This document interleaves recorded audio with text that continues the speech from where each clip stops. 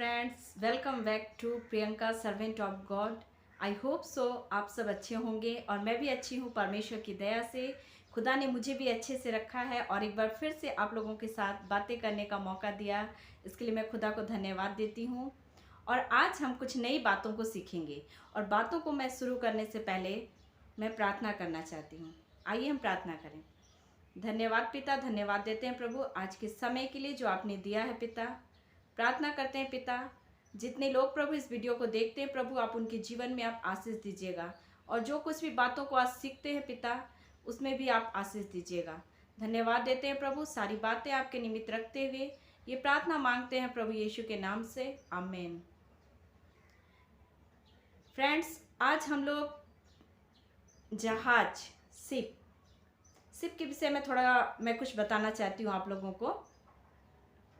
हम सब जानते हैं जहाज हमेशा पानी में रहता है, हमेशा वो पानी में ही कार्य करता है, पानी में ही चलता है और पानी में ही रहती है। वो जहाज में कहीं ना कभी ना कभी हम सब उठे हैं और हम अनुभव भी किए हैं।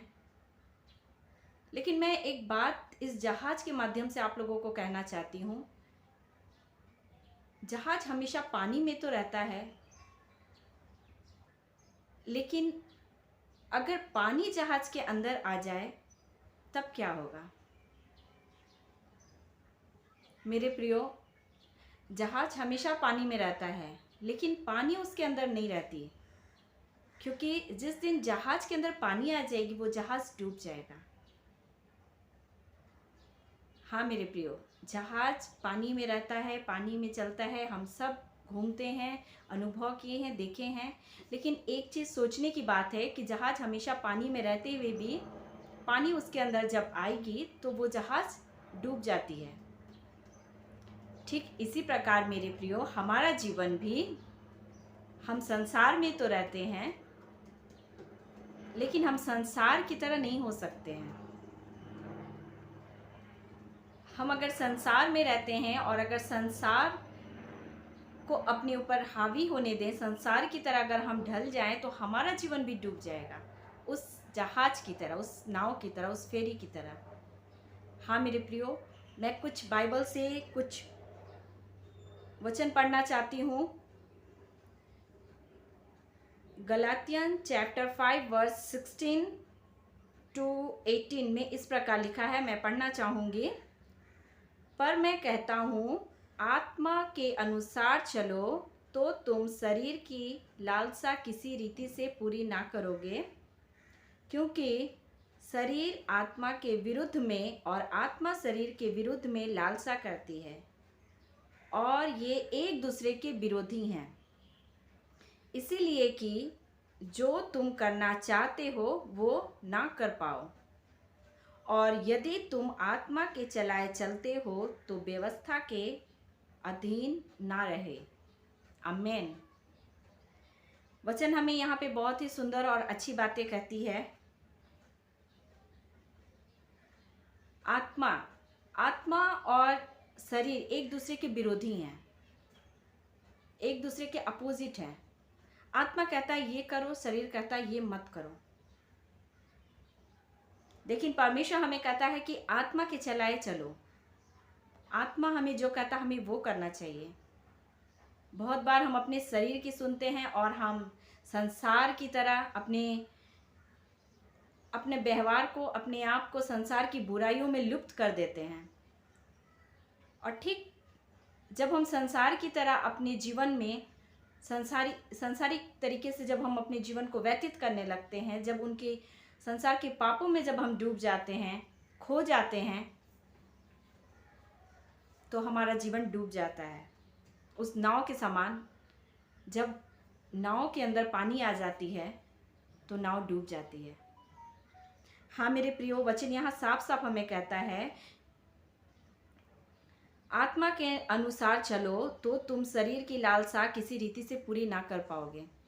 परमेश्वर हमें आत्मा के अनुसार चलने कहे हैं। और यहाँ पे वचन ये भी कहता है कि तब तुम शरीर की किसी भी लालसा को पूरी ना कर पाओगे।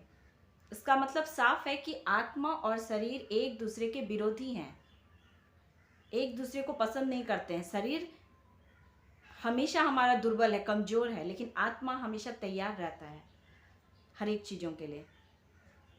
लेकिन बहुत बार ऐसा होता है कि शरीर पे, आत्मा पे हम शरीर को हावी होने देते हैं और हम संसार के साथ, संसार की अभिलाषाओं में खो जाते हैं। हम संसार में तो हैं, लेकिन हम संसार के नहीं हैं। परमेश्वर ने हमें अपने लहू से मोल लिया है, परमेश्वर ने रक्त बहाया हमारे लिए। इसीलिए हम विश्वासी, बहुत सारे विश्वासी ऐसे आज विश्वासी हो के भी लेकिन संसारिक जीवन व्यतीत कर रहे हैं, संसार की तरह अपने जीवन को बिता रहे हैं। तो हमें ज़रूरत है मेरे प्रियो कि हम संसार की तरह ना चलें, वरना हम भी डूब जाएंगे उस नाव के समान। अगर नाव पानी में तो रहती है, लेकिन नाव अपने ऊपर उस पानी को हावी नहीं होने देती, आने नहीं देती, क्योंकि नाव को पता है कि अगर नाव के अंदर पानी आएगी तो वो नाव डूब जाएगी। इस एग्जाम्पल से हमें सीखने की मौका मिलती है कि हम भी संसार में तो हैं, लेकिन हमारा जीवन संसारिक नहीं होना चाहिए। हमारा जीवन संसार की पापों में लुप्त नहीं होना चाहिए। संसार की तरह उठना, बैठना, बोलना, हमारा हर एक बिहेवियर परमेश्वर की तरह होना चाहिए, खुदा की तरह होना चाहिए, जैसा हमें परमेश्वर बताता है, जैसा हमें वचन बताता है। क्योंकि शरीर आत्मा के विरुद्ध में और आत्मा शरीर के विरुद्ध में लालसा करती है। हाँ मेरे प्रियो, हमेशा शरीर आत्मा के विरुद्ध में। आज मन किया प्रेयर करने का, शरीर इतना दुर्बल नहीं, उसे नींद आ रहा, उसे प्रेयर नहीं करना। परमेश्वर ने कहा ये काम करो, लेकिन हमारा शरीर हमें कहता है नहीं, ये नहीं करना है, हमें अलाउ नहीं करता है। इसलिए शरीर को आत्मा के विरुद्ध कहा गया है और आत्मा शरीर के विरुद्ध है। हमारी जो इच्छा है, हम जो चाहते हैं करने के लिए, परमेश्वर वो नहीं चाहते हैं कि हम ऐसा करें। इसलिए परमेश्वर हमें रोकते हैं, अपने वचनों से मना करते हैं। लेकिन हम बहुत बार अपने जीवन में शरीर को अपने आत्मा के ऊपर हावी होने देते हैं और इस वजह से हम समस्याओं से घिर जाते हैं, तकलीफ़ों में पड़ जाते हैं। क्योंकि आत्मा को हम कंट्रोल करने की कोशिश करते हैं और शरीर को हम कंट्रोल नहीं करते हैं। शरीर की लालसाओं को हम कंट्रोल नहीं करना चाहते हैं। शरीर जो चाहता है, जो मांगता है, शरीर की इच्छाओं को पूरी करने में हम व्यस्त रहते हैं। जब हम शरीर की इच्छाओं को पूरी करने में व्यस्त हो जाते हैं, उसी समय हमारे जीवन में समस्याएं उत्पन्न होने लगती हैं, बहुत सारी। क्योंकि शरीर हमेशा आत्मा के विरुद्ध है। इसलिए कि जो तुम करना चाहते हो वो ना कर पाओ। शरीर हमेशा ये चाहता है कि हम जो चाहते हैं करने के लिए वो हम कर ना पाएं। परमेश्वर हमसे जो कराना चाहते हैं, लेकिन शरीर, हमारा बॉडी हमें अलाउ नहीं करता वो चीज़ को करने के लिए। परमेश्वर कहते हैं प्रेम करो, हम प्रेम नहीं कर पाते हैं। परमेश्वर कहते हैं पेशेंस रखो, हम पेशेंस नहीं रख पाते हैं। परमेश्वर कहते हैं डरो मत, फिर भी हम डरते हैं। परमेश्वर कहते हैं पाप मत करो, फिर भी हम पाप करते हैं। ये सब हम आत्मा के विरुद्ध में काम करते हैं।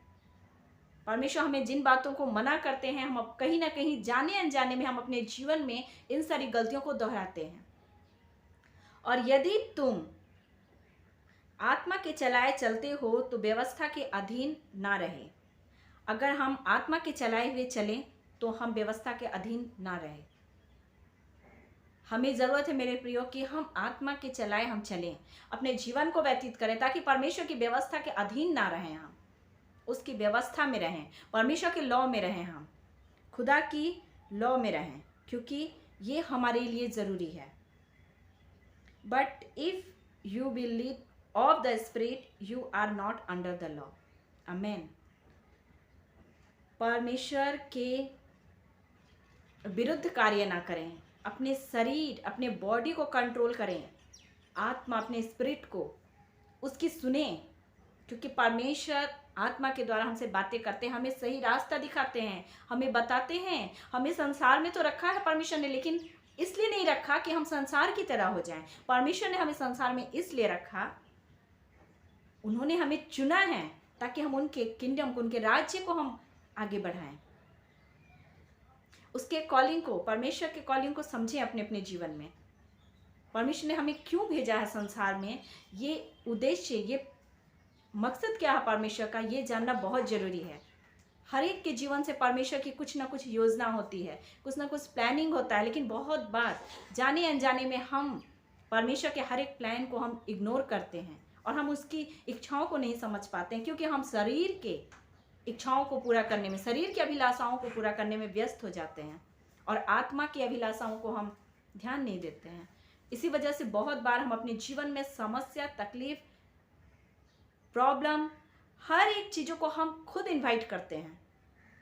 कहीं ना कहीं प्रभु को जाने अनजाने में उनका डिसरिस्पेक्ट करते हैं, उनकी बातों को इग्नोर करते हैं, उनके वचनों को नहीं सुनते हैं, अनसुना करते हैं।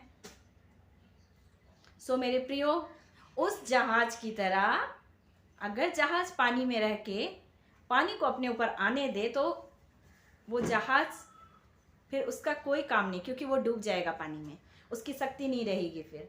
ठीक इसी प्रकार अगर हम संसार में रख के अगर संसार को अपने ऊपर हावी होने दें तो हम भी डूब जाएंगे, लुप्त हो जाएंगे, खो जाएंगे संसार में। लेकिन हमारे जीने का मकसद क्या है, हम आए क्यों, परमेश्वर हमें क्यों भेजे यहाँ पे, हमें ज़रूरत है कि हम अपने जीवन के प्लान को समझें, परमेश्वर के प्लान को समझें, अपने जीवन के मूल्य को समझें, क्योंकि हमें जीवन एक बार मिला है जीने के लिए, और इस जीवन को व्यर्थ ना करें, उस जीवन को एंजॉय करें प्रभु के वचनों के साथ। और मैं एक बातें पढ़ना चाहूँगी,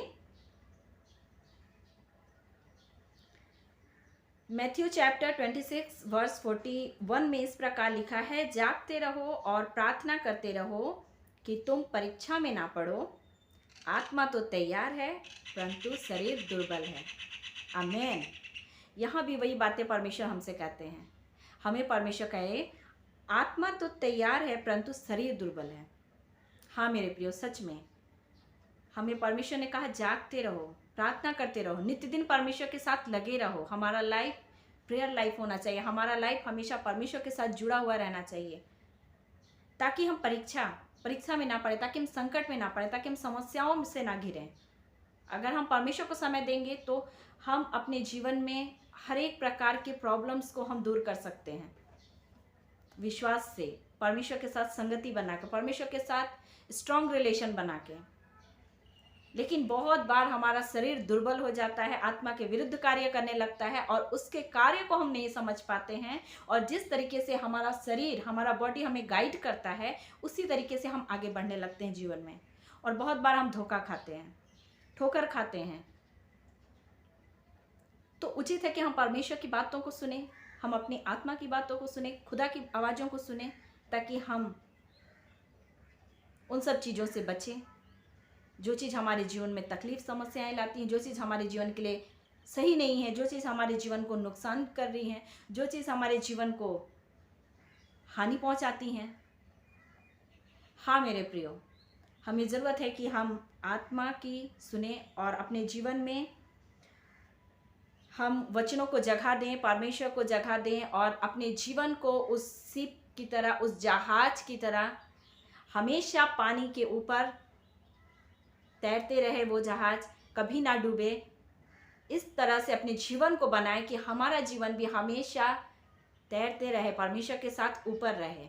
संसार में तो है, लेकिन संसार के जैसे मत बने, क्योंकि हम सब परमेश्वर के बुलाए हुए लोग हैं और परमेश्वर ने हमें नियुक्त किया है, परमेश्वर ने हमें चुना है। उसके इस मूल्य को, जिसने परमेश्वर ने हमें ले लिया, खरीद लिया अपने लहू से, उस सेक्रीफाइस को मत भूलें अपने जीवन में, क्योंकि परमेश्वर के जैसा निस्वार्थ प्रेम करने वाला, परमेश्वर के जैसा प्रेम करने वाला कोई नहीं है हमें। उनका प्रेम सारे लोगों से, सबसे, संसार की सारी चीज़ों से बढ़कर है। मैंने वो प्रेम टेस्ट किया है, इसलिए मैं आप लोगों के साथ ये बातें शेयरिंग कर पा रही हूँ, क्योंकि परमेश्वर के साथ चलना, परमेश्वर से बातें करना एक अलग फीलिंग्स है। उनके साथ चलने में एक अलग हैप्पीनेस है, खुशी है, आनंद है। हम संसार में भी रह के हम उन चिंताओं में घिरे नहीं रहते हैं जब हम परमेश्वर के साथ अपने जीवन को आगे बढ़ाते हैं। संसार में रहते हैं लेकिन संसारिक चिंताओं से दूर रहते हैं, संसारिक बीमारियों से दूर रहते हैं, संसारिक पीड़ा से दूर रहते हैं, क्योंकि जब परमेश्वर के साथ समय व्यतीत करते हैं तो हमारा सोच, हमारा विचार, हमारा व्यवहार परमेश्वर की तरह होने लगता है।